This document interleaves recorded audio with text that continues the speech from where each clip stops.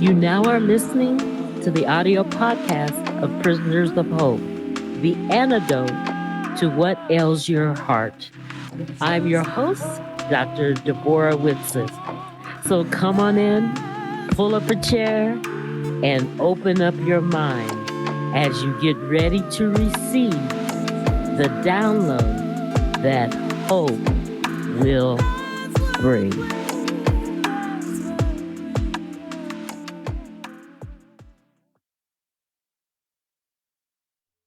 Welcome to the Prisoners of Hope podcast. And it is a great day. And I am Dr. Debbora Whitson, your friendly guide. Now we're being above on the wall and we're listening to a conversation that I'm having with Dr. Johnson. So enjoy. First son, he was blinded by a severe accident. His name is Alex. And like, how many kids do you have?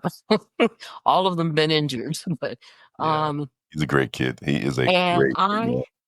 he's a sweetheart. He's a great young man. And I started this obsession. This is why I say that we're just incidental to the battle. Because what I was really doing is idol worshiping. We had these little lighted houses called D56. We used to say, we don't do drugs, what we do costs more. Expensive. And my house would be in magazines, and I had over 4,000 lighted houses and 15,000 trees. Well, you remember, wasn't Alex's girlfriend's son was counting the pumpkins, and Right. Yeah. What was the number that he got to? It was ridiculous. I was like, how many? Oh, he was still, by the way, he was still founding them. He was still counting them. I mean, we were done with dinner, and he was still walking around. He goes, "Oh, here's some more." What goes to show you my thing? I really like to decorate, and I started. And by the way, just to interrupt you, by the way, that pumpkin soup was dynamite. You like my pumpkin soup? Oh my goodness! I'll send you the recipe. I want the recipe. I may just have to come out and just have you make it again. So anyway, continue on. Yes, I didn't mean to interrupt, but that's just a reminder for all you out there. Her pumpkin recipe is dynamite. It's really good. It's real good. I spent time in Australia, and the Aussies taught me how to make pumpkin soup. So it's really good. But I started this club, and I was really spending way too much money and time on this. But then with the club, we rented the space. So I had a nonprofit. That way we didn't have to pay for the space. And the nonprofit was the Ronald McDonald House at Loma Linda, California. Okay. And we would decorate the Loma Linda House. And, so God is almost like he's a master weaver. And all we can see is the top of the blanket. We're like, oh, that's a pretty blanket. But there's all kind of threads at the bottom, all kinds of weaving he's doing. He's providing that bridge before you need it. And right. I started this club. And Alex grew up in this, my older son, and he had just turned 18. And he was in a car accident where the boy fell asleep and a pole came through the window and hit him in the face. And basically his eyeballs were knocked out. His face was caught. It was pretty horrific. Well, the club, we put out, one of the members, I was the president, put out a call to the club. And one of the guys in the club was a plastic surgeon. See the weaving? He's a plastic surgeon. Right. So we're sitting in emergency in Loma Linda, and they're telling me it's going to be 9-10 surgeries to put him back together, over a 3-year period. And Norm he's the head of plastic surgery at Kaiser, and we're Kaiser members. Do you see the weaving? Right. So when he was so injured, they sent him to Loma Linda. Norm was trained at Loma Linda along with the whole class of plastic surgeons. He was trained at Loma Linda. So he put out a call for his buddies to come back and help. One of his buddies was a surgeon that put surgeries together, so it was only one surgery. So it was like 24-hour surgery, but it's not, all nine different surgeries. So he does that. Do you see the weaving? I had no idea. Right. I had no idea. Right. So Norm goes, this should be, it's in my book. It should be a movie. I think it's going to be a movie because no one It would would be. believe it. Yeah. And Norm goes to the Home Depot and he makes a call to his friend that's in Florida about coming out and helping this kid, my son, And Norm has a massive stroke. This is amazing. And Alexander's my son. He's in the hospital. They're both in the hospital at Kaiser, but different Kaisers. And Norm's in the hospital. He never regains consciousness. His wife told me at his funeral, because I knew him, so I went to the funeral. He was part of my club. That the last phone call he made was to his surgeon friend in Florida. That's the Oh, last wow. phone call Oh, before wow. he died. Okay. And I was so upset. Like, God, if you don't do surgery soon, I'm pacing back and forth. Like, oh my God, this is a trauma one place. What could be more trauma than no face? And they were waiting surgery and they were waiting surgery and they were waiting surgery. And I was like screaming at God, like, what are you doing? He's not going to be able to see because we already knew that the left eye was gone. So he's not going to be able to see if he doesn't get surgery, blah, blah, blah, blah, blah. Well, at the funeral, there's a chapter called funeral. At the funeral, the doctors began to come up to me because they divided it. There was like 5 different doctors, Right. facial, plastic surgery, nasal, because he had no face because they had to rebuild, everything's fake. They Right. had to rebuild everything up there. And they start coming up to me one by one because they all stayed in for the funeral. I guess Seventh-day Adventists, they buried their people quickly. I don't know. So the funeral was pretty fast. So this seemed like days, after he died, it was funeral. And so they all stayed in for the funeral. And the doctor came up to me, he goes, I have to apologize for the jet being so slow. And my jet? Yeah, they were bringing me over on the jet. And I'm the one's gonna. I want to coordinate all the different surgeries. I just start crying because here I was getting Right. mad with God. Right. What are you doing? Right. There's the And he bridge. began. He had the bridge. He began to weave that. The first village piece I got when I was 17, as I looked at it, like, oh, that's nice. I want more of these pieces. You see what I mean? Right. He began to weave that, and I never knew what Norm did. We didn't talk about what we did. We just decorated and tried to make, children's experience and family's experience, halfway decent as they Wow. dealt with the Ronald McDonald House. You guys, and there was a room. Isn't that, let me stop you right here. Isn't that amazing? Just for a second, I'll let you continue. Isn't that amazing how God will put someone in your life and in your path, right? Mhm. And that's happened with me before. I've had people that I've worked with alongside with they had just such a warmth and decent, loving, kind communication with them. I've had people I'll find out later on that, well, they're a musician. Right. And so you look at that and you go, oh, that's why you were put here, or Mhm. some other reason that ends up helping you, or you're helping them, That's right, right. along this divine path. But go ahead, please go ahead. I want to continue this. No, there was, and there was a room in that place where it was a room that they would take families and give them the bad news. And nobody wanted to decorate that room. That room had such a, Mhm. like a heavy, like a heavy, well, the way I can describe it, because they were talking about the memorial, the September, the 11th memorial. Well, 2 years after that happened, I happened to be in New York for a conference and we went down there and the memorial wasn't built by then. It was, one of my friends worked in the building behind and there was glass on the ledge of her building. And she was telling me that most of the people wouldn't return to work. They were so traumatized, because all the elevators, she worked 105th floor and Wow. they had to walk down and and in the dark and all the elevators, had stopped. But Wow. the emotion there, it was almost like a prime primal scream, almost like that room in Loma Linda. You know what I mean? It was just the point that I want to make is that most of the stuff that's happening is in the unseen world, and this is the way. That's right.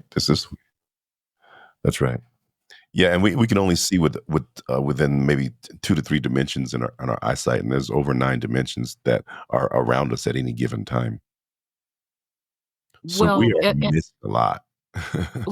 that's why the Bible's a living Bible. Mhm. Because, I'll pick it up and I'll read something that supposedly I had read many times. Or I'll listen to a sermon. Supposedly I've heard the story many times. And there's something that the preacher, the minister says, or the Right. rabbi, and you're just like, oh, okay. Wow, it really hits my heart. Now, I noticed that you said, because a lot of people are like, well, God doesn't talk to me. I don't know what he sounds like.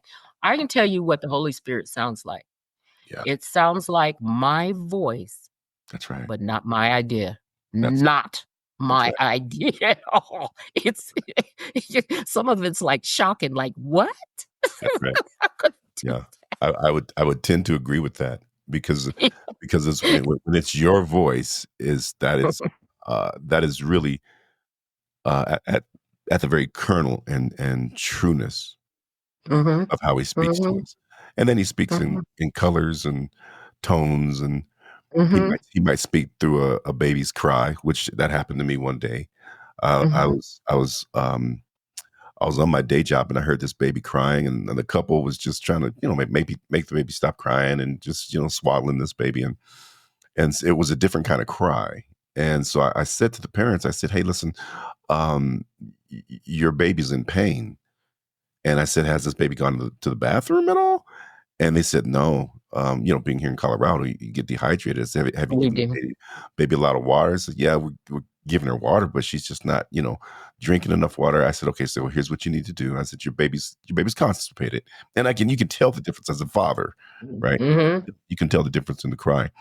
And I said, mhm, "This is Colorado, so we're a mile high above sea level. mhm, So, give mhm, them some H3O, which is mhm, watermelon, grapes, and mhm. peaches, the wet fruits, melons. The wet fruits, yes, yellow Yeah, the wet melons. fruits. And so this is what we're going to do that. And at that moment, that's when that tap came from the Holy Spirit.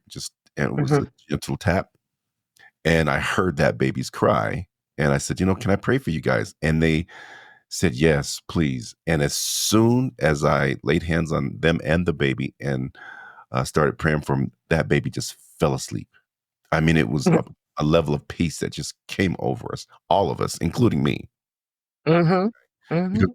we think as believers in Christ that we are here to give in this service, right? The acts of service.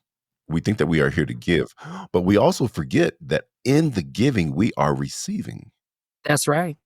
It's very important for us to realize that. That's right. Yeah. Well, that's why I hug everybody in my Zumba class. Yeah. They're like, "Oh, you're so kind." And then one girl said, "What's that look on your face?" I said, I said, Bring it in, huh? if you hug people five people, it increases the endorphins, and I'm high." That's Right. what she's I like, love it. "Deborah, you so crazy." I I said, love "No, it. I'm That's telling you awesome. the truth because it makes me feel good. It Right, really does." right, No, there's research, psychological research is that if you do 5 things, it increases what's happening, your happiness. right, I'm not talking about increase in joy. We haven't right, got there because that's something that basically is the foundation of happiness. right. But it That's right. increases your joy, and perhaps that's the bridge. Um, increases your happiness. Perhaps that's the bridge that you can open the door to joy. That's right. I mean, it makes you feel. I mean, just being and people are like, "Why do I have money?" I mean, you don't have to have money. You could smile. It doesn't have to be a big act. It could be a smile or a kind word. The other day I was in Walmart. My life is, all my friends are at Walmart. They work there. No. It's kind of like Cheers, right? Kind of like Cheers. Everybody knows They your all name, right? they all know me. Oh, that's Deborah. Don't mind her. That's Deborah. She left the Yeah. purse here. She'll start singing in a moment. Don't worry. Don't worry. It's normal. Everything's good. Everything's good. Just keep it moving. We got a vocalist on aisle 8. It's all right. It's all good. And so I was in the, my back was aching. So I was buying those pads, one of those pads I Yeah, gave you? yeah. I was buying a pack of them, and I backed up and I backed into a woman that was behind me. And I turned around and I looked at her. And when you look at somebody and they need something. You don't know what they need, but they're in need of perhaps a good word, Right. That's right. And I looked at her and I said, "Oh, I'm so sorry." And I looked at her and I said, "Are you okay?" And she started crying. She Oh, started wow. crying. Wow. She started just in the middle of Walmart. And I said, "Can I pray for you?" And she said, "Oh, please do." And I prayed for her. Right. And I don't know what her thing was. God knows what her thing was. But also God knew that she needed prayer, and I needed reminding that he cares about all of us. Well, and just let me add to that, because think about this. Think about this.